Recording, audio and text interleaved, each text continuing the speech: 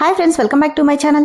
ఈ స్టోరీకి writer SNMR Sridhar గారండి. శ్రీధర్ గారి అన్ని స్టోరీస్ కి కాపీరైట్స్ వర్తిస్తాయి. ఆయన పర్మిషన్ లేకుండా యూట్యూబ్ లోనే కాదు మరే ఇతర సోషల్ మీడియా నెట్వర్క్ లో కూడా ఆయన స్టోరీస్ ని అప్లోడ్ చేయడానికి వీల్లేదు. దయచేసి అలా చేయకండి ఫ్రెండ్స్. అలా చేస్తే లీగల్ గా చాలా ప్రాబ్లమ్స్ ఫేస్ చేయాల్సి వస్తుంది. అలానే ఈ స్టోరీస్ చదువుతున్న వాళ్ళైనా వింటున్న వాళ్ళైనా మీరు మరే ఛానల్లోనైనా శ్రీధర్ గారి స్టోరీస్ ని చూసినట్లయితే వెంటనే నాకు కామెంట్ బాక్స్ లో మెసేజ్ చేయండి. ఇది పూర్తిగా రైటర్ శ్రీధర్ గారి ఛానల్ అండి. కేవలం ఆయన స్టోరీస్ మాత్రమే ఇందులో ఉంటాయి. కానీ కొంతమంది పేర్లు మార్చి వేరే ఛానల్స్ లో ఆయన స్టోరీస్ ని అప్లోడ్ చేస్తున్నారు. మీరు అలా చూసినట్లయితే నాకు మెసేజ్ చేయండి. ఇక లేట్ చేయకుండా వీడియోలోకి వెళ్ళిపోదాం ఫ్రెండ్స్. ఎస్ఎన్ఎంఆర్ శ్రీధర్ గారు రాసినటువంటి శిఖర 17వ భాగం.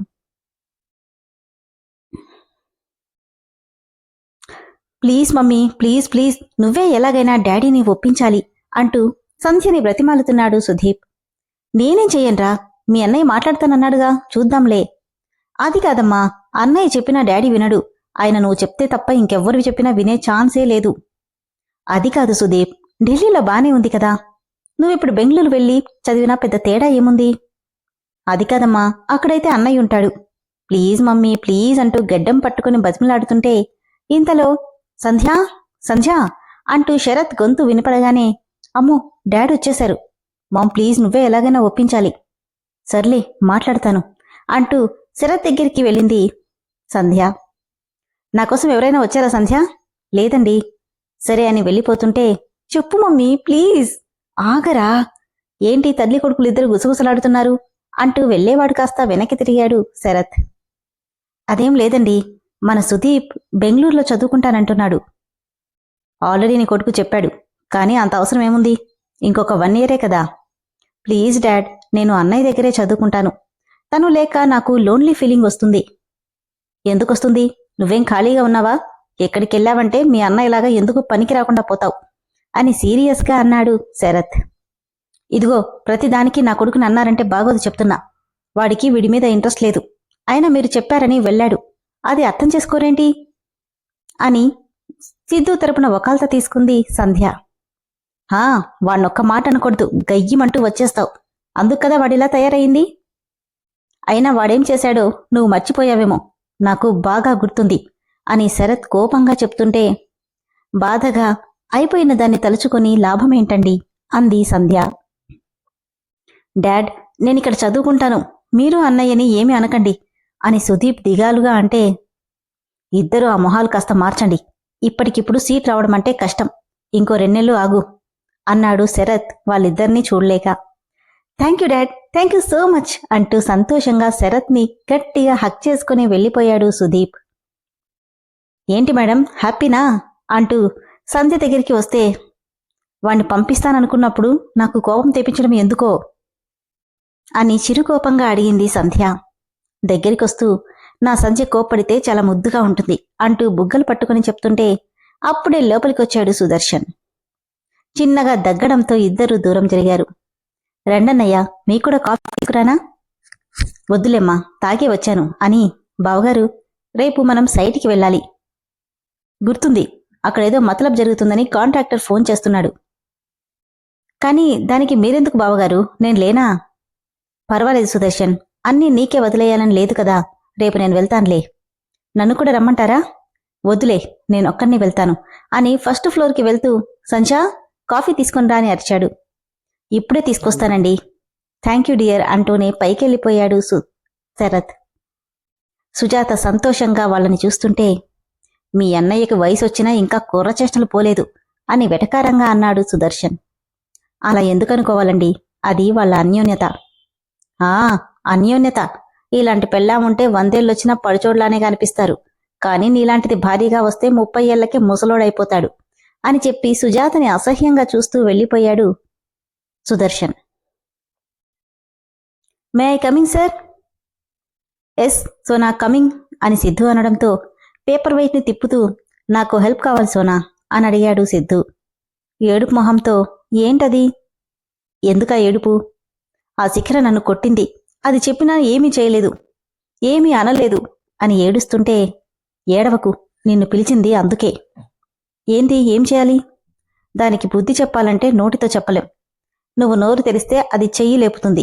అందుకని నేను పని చెప్తాను, అది సక్సెస్ఫుల్గా చెయ్యి, దాని తర్దంగా ఏంటో నేను చూస్తా. హ్యాపీగా ఫీల్ అవుతూ ఓకే, ఇంతకీ ఏం చేయాలి? ఏం చెయ్యాలంటే అంటూ ఏదో చెప్పగానే అర్థమైంది కదా? ఓ, బాగా అర్థమైంది సిద్ధు. జాగ్రత్త, తన సంగతి నీకు తెలీదు. తేడా వచ్చిందంటే నిన్నే కాదు, నన్ను ఎండి అని కూడా చూడదు. అదేదో సినిమాలో నాగార్జున చెప్తాడే, తొక్కి పట్టి నార తీయడమని, అదేంటో డైరెక్ట్గా చూపిస్తుంది అని సిద్ధార్థ్ అంటే, తొక్కి పట్టి నార తీయడమా అంటే ఏంటి సిద్ధు? ఇప్పుడు నేను చెప్పిన పని చేసి దానికి దొరికిపో, అదేంటో ప్రాక్టికల్గా చూపిస్తుంది. అమ్మో వద్దులే, నోరెత్తినందుకే బుగ్గ మీద దెబ్బ ఇంకా తగ్గలేదు, దాన్ని గూగుల్ చేద్దాంలే అని చెప్పి సోనా వెళ్ళిపోయింది. హో గాడ్, దాన్ని గూగుల్ చేస్తావా? దీని పిచ్చితో నా తెలుగు మర్చిపోతానో ఏంటో అనుకుంటూ సిస్టమ్ మీద చూపు మరల్చాడు సిద్ధార్థ్. రే శ్రవణ్. Yes dad. ఏంటి ఇప్పుడేగా ఇంటికెళ్ళావు, అప్పుడే కాల్ చేశావు అని అడిగాడు ఆఫీస్ నుండి సుదర్శన్ ఫోన్ చేయడంతో మాట్లాడిన శరత్. ఏం లేదురా, రేపు మీ మావయ్య సైట్కి వెళ్తున్నాడు, నేనొస్తానన్నా వద్దన్నాడు. అయితే ఏంటిప్పుడు? ఏంటేంట్రా, అక్కడ ఆ కాంట్రాక్టర్ మన గురించి అన్నీ కూపి లాగుతున్నాడు. మనకి ఎగైనెస్ట్గా ఏమైనా చెప్పాడంటే అంతే సంగతులు. ముందెళ్ళి వాడి సంగతి చూడు. నువ్వేం టెన్షన్ అవ్వకు పప్పా, నేను చూసుకుంటానులే అని చెప్పి ఫోన్ పెట్టేశాడు శ్రవణ్. ఏంటి సమీరా, ఏం డిసైడ్ చేసుకున్నావని సమీరని అడిగింది సుష్మా. ఇంకో 1 వీక్లో సాత్విక్ బర్త్డే వస్తుంది సుష్మా. బర్త్డేనా? నీకెలా తెలుసు? తన సర్టిఫికెట్స్ రిఫర్ చేశాను. అలాగా? అయితే ఏముంది, ఆ రోజే సాత్విక్కి నా విషస్తో పాటు నా ప్రేమ గురించి కూడా చెప్పబోతున్నాను. Wow, really? అవును సుష్మా, చెప్పకపోతే నా ప్రేమ నా గుండెల్లోనే సమాధ అవుతుందేమో అనిపిస్తుంది. అందుకే ఎట్టి పరిస్థితుల్లోనూ ఆ రోజు చెప్పేస్తాను. Very good, wish you all the best అంటూ విష్ చేసింది సుష్మా సమీరని. మార్కెటింగ్ డిపార్ట్మెంట్ అంతా మీటింగ్లకి పిలవడంతో అందులో పనిచేస్తున్న వాళ్ళందరూ వచ్చారు. ఏంటి శిఖరా, నీ ఫేస్ అంత డల్గా ఉంది, ఎవరైనా ఏమైనా అన్నారా అని నొక్కి పట్టి మరీ అడిగాడు సిద్ధు. పొద్దున జరిగింది తలుచుకుంటూ కోపాన్నంతా బిగబట్టి నో సార్, ఐఎమ్ ఓకే అంటే, గుడ్. తన చేతులు టేబుల్ మీద ఉంచి, అలానే ఉండాలి, నీలాంటి వాళ్ళు ఎన్నో దెబ్బలు తింటూనే ఉంటారు, కానీ అందరూ లేచి నిలబడరు. బట్ నీకు మాత్రం అలాంటివేమీ ఉండవు కదా.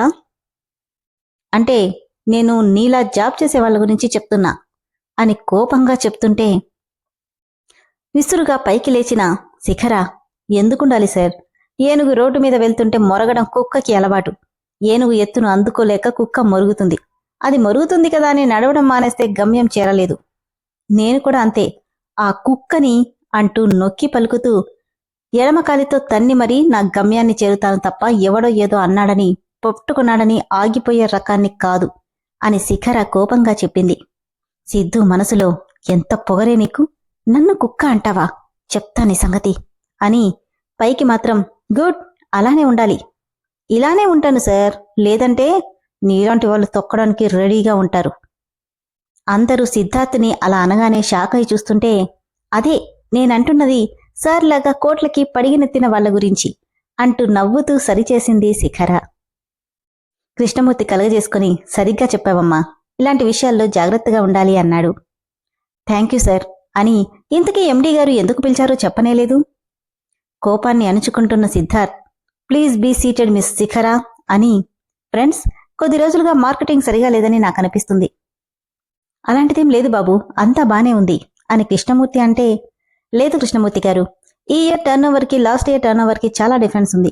అంత లాస్ వచ్చిందంటే మేబీ మనం పబ్లిసిటీ సరిగా చేయట్లేదేమో. సో నేను చెప్పేది ఏంటంటే పబ్లిసిటీని ఇంకొంచెం ఇంక్రీజ్ చేయండి. కేవలం మిడిల్ క్లాస్ వాళ్ళే కాకుండా హై క్లాస్ పీపుల్ కూడా మన వెంచర్స్ చూసి ఒకసారి విజిట్ చేసేలాగా ఉండాలి. దాని మీద కొంచెం ఫోకస్ పెట్టండి. రేపట్లోగా నాకు కొత్త థీమ్ కావాలి అని ఆర్డర్ వేస్తే, కానీ సార్ రేపట్లోగా అంటే, ఎస్, రేపట్లోగా కావాలి. వై? బికాజ్ రోజులు గడిచే కొద్దీ ఏదైనా పాతబడిపోతుంది. ఇంతకీ ఇక్కడ పబ్లిసిటీ డిజైన్ చేసేదెవరు అంటే, నేనే సార్ అంటూ లేచి నిలబడింది శిఖర. సో మైండే కాకుండా అన్ని దగ్గర పెట్టుకుని కొంచెం జాగ్రత్తగా డిజైన్ చెయ్యంటే, కోపాన్ని పళ్ళ బిగువన దాచి ఓకే సార్ అంది శిఖ. ఓకే, ఇక మీరంతా వెళ్ళొచ్చు అనడంతో అందరూ వెళ్ళిపోయారు. 4 days అయిపోయింది. ఈసారి గట్టిగా ప్లాన్ చేద్దామంటే ఈ అంకుల్ వాళ్ళు కనిపించలేదేంటి? దొరకకుండా ఎక్కడికి పోతారు? ఏదో ఒక రోజు ఖచ్చితంగా ఈ రూట్లోనే కదా రావాలి అనుకుంటూ నడుస్తున్నాడు శౌర్య. ఇంతలో హాయ్ శౌర్య అంటూ వచ్చింది Sweety. Hi Sweety, how are you? Fine Shaurya. నిన్న రాలేదేంటి నువ్వు? అంటే నాకు కొంచెం ఫీవర్ వచ్చింది, అందుకే రాలేదు. అలాగా, సరే పద వెళ్దాం అంటూ ఇద్దరూ చేతులు పట్టుకుని మాట్లాడుకుంటూ వెళ్తున్నారు. మేడం, నన్ను హెల్ప్ చేయమంటారా అని సోనా అడిగితే సిస్టమ్ నుండి తల కూడా తిప్పకుండా ఏం అక్కర్లేదు అంది శిఖర. అదేంటి మేడం అలా అంటారు? నేను మీ మేడం, నన్ను హెల్ప్ చేయమంటారా అంటూ అడిగింది సోనా. సిస్టమ్ నుండి తల కూడా తిప్పకుండా ఏం అక్కర్లేదు అంది శిఖర. అదేంటి మేడం అలా అంటారు? నేను మీ ట్రైనింగ్ కదా. అయితే నేను నీకు ఆల్రెడీ పని ఇచ్చాను, అది కంప్లీట్ చేయి. మీరు చేసే పని కూడా నేర్చుకుంటాను మేడం. అక్కర్లేదు, నోరు మూసుకుని చెప్పిన పని చెయ్యి అనడంతో ఇప్పుడేంటి చేయడం అని సోనా ఆలోచిస్తుంటే, ఏంటి నన్ను ఎలా ఇరికించాలా అని ఆలోచిస్తున్నావా అని సీరియస్గా అడిగింది శిఖర. అమ్మో, ఈ మహాతల్లికి నిలువెల్లా కళ్ళున్నాయి అనుకుంటూ, అబ్బే అదేం లేదు మేడం. అయితే గోర్లు కొరగడం మాని పని చూడు అని చెప్పి తన వర్క్లో బిజీ అయింది శిఖర. ఏమా శిఖర, డిజైన్ కంప్లీట్ అయిందా అని అడిగాడు కృష్ణమూర్తి. లేదు సార్, కొద్దిగా పెండింగ్ ఉంది, నైట్ లోపు ఎలాగైనా కంప్లీట్ చేసేస్తాను. ఓకేమా, జాగ్రత్తగా చెయ్యి. ఎండీ గారు ఎందుకో నీ విషయంలో చాలా స్ట్రిక్ట్గా ఉన్నారు. సరే సార్. మేడం, ఇక నేను వెళ్తాను అని సోనా లేస్తే వెళ్ళమని చెప్పింది శిఖర. మీకు తోడుగా ఉండమంటారా మేడం? అక్కర్లేదు, వెళ్ళు. ఓకే మేడం అని సోనా వెళ్ళిపోయింది.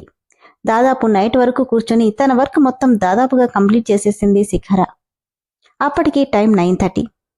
హమ్మయ్యా, ఇప్పటికీ అయిపోయింది, ముందు వాష్రూమ్కి వెళ్ళాలి అనుకుంటూ అన్నీ అక్కడే వదిలేసి వెళ్ళగానే, వెళ్ళినట్టే వెళ్ళి అక్కడే ఒకచోట ఉండిపోయిన సోనా శిఖర వెళ్ళిపోగానే ఫాస్ట్గా అక్కడికొచ్చి తను సేవ్ చేసి పెట్టిన మోడల్ మొత్తం ఎరేజ్ చేసేసి కనీసం రీసైకిల్ బిన్ కూడా డిలీట్ చేసేసి వచ్చినంత వేగంగా వెళ్ళిపోయింది. ఇదేం తెలియని శిఖర రాగానే సిస్టమ్ షట్డౌన్ చేసి లేట్ అయిపోతుండడంతో ఉరుకులు పరుగుల మీద వెళ్ళిపోయింది. తనలా వెళ్ళగానే అక్కడే ఉన్న సోనా సిద్ధుకి హైఫై ఇచ్చి సక్సెస్ సిద్ధు అంటే, విండో నుండి స్కూటీలో వెళ్తున్న శిఖరను చూసి సాడిస్టిక్గా నవ్వుతూ, మిస్ శిఖర, రేపు అందరి ముందు నిన్నేం చేస్తాడో చూడు అని నవ్వుకున్నాడు సిద్ధు. ఇంతకీ ఏం చేస్తావు సిద్ధు అని సోనా అడిగితే, ఆమె నడుం చుట్టూ చేయేసి దగ్గరికి లాక్కొని వెయిట్ అండ్ సీ డార్లింగ్ అనగానే, షల్ వి గో డేట్ అని అడిగింది సోనా. షూర్ బేబీ, పద వెళ్దాం అంటూ కార్ కీస్ తీసుకుని బయలుదేరాడు సిద్ధు. విన్నారు కదా ఫ్రెండ్స్, స్టోరీ ఎంత బాగుందో కదా. ఒక్కొక్కరిది ఒక్కో వేలో వెళ్తుంది. ఇవన్నీ జరుగుతున్నది ఒకే టైంలో, కాకపోతే వేర్వేరు ప్లేసులతో. ఎక్కడ నుండి ఎటువైపు నుండి ఎటు కథ వస్తుందో చెప్పలేం. కాబట్టి స్టోరీ ఎక్కడా మిస్ చేయకండి. అలా చేస్తే మీకు స్టోరీ అర్థం కాదు. అలానే స్టోరీ బాగుంది ఫ్రెండ్స్, చాలా చాలా బాగుంది. ఉండే కొద్దీ మీరు ఊహించిన ట్విస్ట్లతో వెళ్తుంది. కాబట్టి స్టోరీ నచ్చిన వాళ్ళు ఇమ్మీడియట్గా మెంబర్షిప్లో జాయిన్ అవ్వండి. Thank you.